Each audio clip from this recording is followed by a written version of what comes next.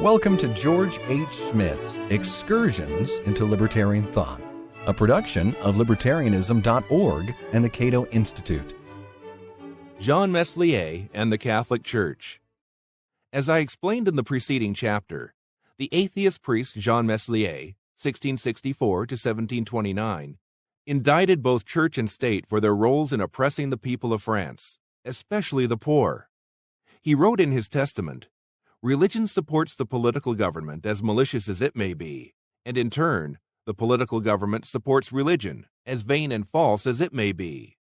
Meslier continued, "On the one side, the priests, who are the ministers of religion, advise you, under penalty of wrath and eternal damnation, to obey the magistrates, princes, and other sovereigns, as being established by God to govern others. And on the other side, the princes make you respect the priests. They give them good stipends and incomes. They maintain them in the vain and abusive duties of their ministry. They compel the ignorant to look upon as holy and sacred everything they do, and everything they order others to do and believe, on the good and specious pretext of religion and the divine cult. And that, once again, is how the errors, abuses, superstitions, impostures, and tyranny were established, and how they were maintained to the great misfortune of the poor people who groan under such hard and heavy yokes." To appreciate Meslier's perspective, we have to understand that in his day, the Catholic Church of France did not merely work hand in glove with the state. Rather, it was an essential part of the state, one of the three basic political estates of the realm. The Gallican Church was more thoroughly integrated with secular authorities than in other Catholic countries. The French king exercised many powers that were normally reserved for the Pope, such as the right to assemble church councils and the right to appoint bishops and archbishops. As a consequence of the latter power, almost all the bishops and archbishops in France were noblemen or sons of the king's ministers, men who often had little interest in religion, who lived worldly lives, and who owed allegiance to the king. A bishop need not even reside within the territory of his diocese, and his practical duties were typically performed by canons, an administrative position usually reserved for men who could prove descent from several generations of noblemen. Abbots, abbesses, and priors, those who administered monasteries and convents, were also subject to approval by the king. Again, these positions were usually held by noblemen, noblewomen, and other favorites of the king. And some offices were claimed by bishops who wanted extra income, but who never lived in monasteries or performed any additional duties. In short, the most lucrative positions in the French church were generally reserved for the younger sons of noblemen who, because of primogeniture, could not inherit their father's estate. As the historian John Luff observed in an Introduction to 17th Century France, 2nd edition, 1969, in a nobleman's family, it was the recognized thing that the younger sons and daughters should be found a safe and comfortable existence in the church. The children of noblemen did not enter the church because they felt it to be their true vocation. The result was that the highest posts in the church were often filled by extraordinary misfits. Clerics, like noblemen, were exempt from taxes, though the higher clergy would sometimes vote for voluntary contributions to the king, so taxes fell almost entirely on the working people. Those people, in addition to paying secular taxes, the most onerous direct tax was a land tax known as the taille, also paid a compulsory tithe to support the clergy, a tax that sometimes exceeded taxes paid to the state. John Luff said of the tithe, "The method of collection was an additional source of grievance.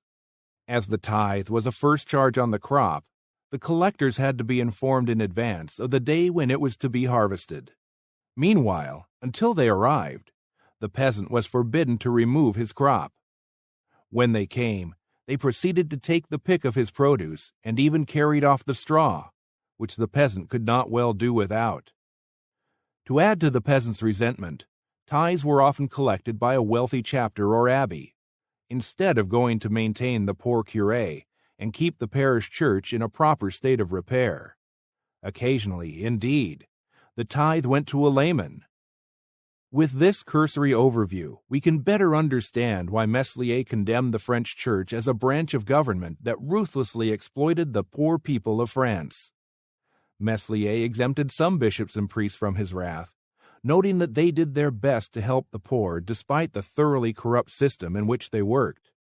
But he also maintained that many members of the clergy were in it for the loot and pursued their own interests as much as any secular ruler or bureaucrat.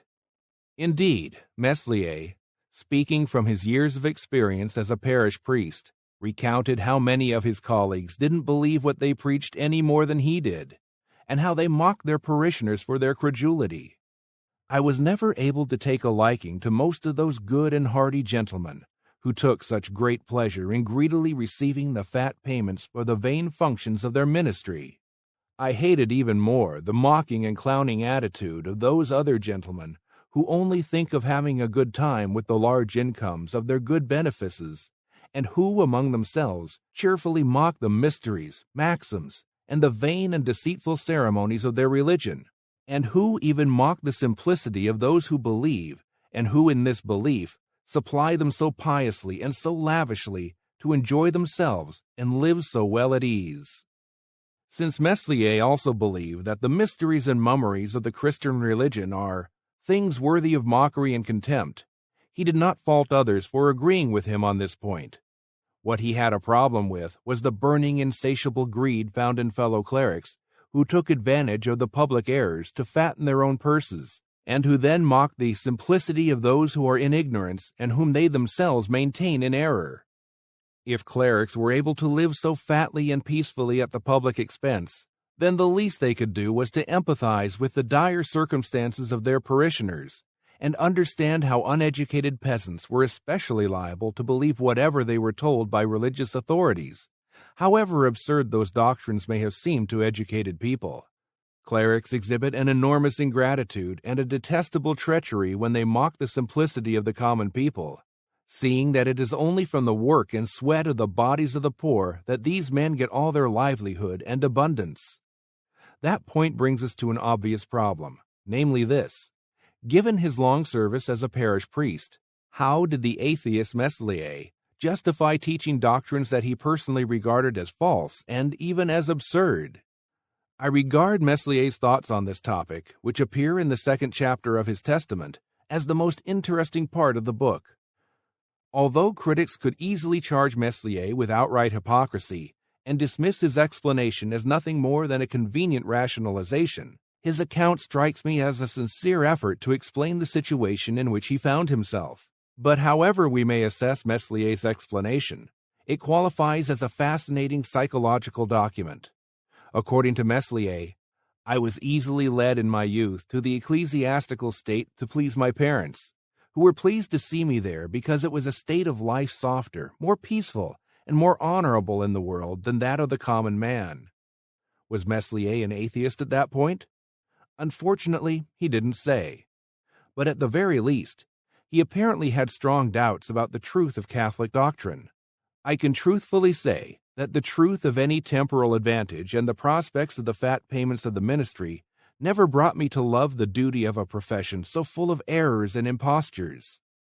Meslier obviously felt guilty about teaching his parishioners doctrines that he himself regarded as ridiculous, so he offered a posthumous apology of sorts in his testament. I declare to you that I was never without pain and extreme loathing for what I was doing. That is also why I totally hated all the vain functions of my ministry, and particularly all the idolatrous and superstitious celebrations of masses, and the vain and ridiculous administrations of sacraments that I had to do for you. I cursed them thousands of times to the core when I had to do them, and particularly when I had to do them with a little more attention and solemnity than normal, when I saw you come to your churches with a little more devotion to attend some vain solemnities, or to hear with a little more devotion what they make you believe to be the Word of God. It seemed to me that I was abusing your good faith much more shamefully, and that I was, consequently, much more worthy of reproach and condemnation, which increased my hatred of these kinds of ceremonies and pompous solemnities and vain functions of my ministry so much that I was hundreds and hundreds of times on the point of indiscreetly bursting out with indignation, almost not able to hide my resentment any longer to keep to myself the indignation I felt. However, I did, in a way, keep it to myself, and I struggled to keep it to myself until the end of my days, not wanting to expose myself during my life to the indignation of the priests, or to the cruelty of the tyrants who, it seemed to me, would not have found cruel enough tortures to punish me with for such so-called recklessness. Meslier's fear of the legal consequences if he said what he truly believed or quit the priesthood was realistic. An apostate priest, especially an atheist, would have faced imprisonment at the very least, or he could have been sentenced to years as a galley slave or possibly executed. The prediction of many defenders of religious freedom, to the effect that the threat of persecution breeds hypocrisy among even good people who fear the legal consequences of intellectual candor, proved accurate in Meslier's case.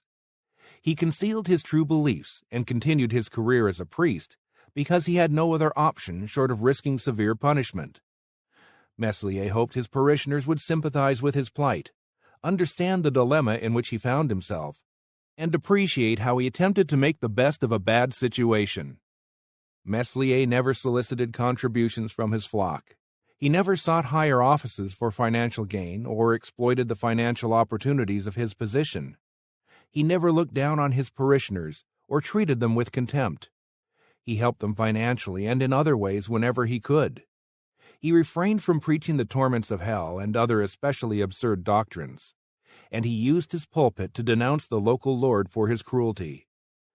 Meslier hoped his parishioners would remember these and other facts when they learned of his intellectual deceit.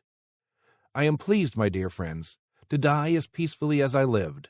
Moreover, having never given you any reason to want to harm me or to enjoy any harm that might come to me, I also do not believe that you would be happy to see me persecuted and tyrannized for this matter.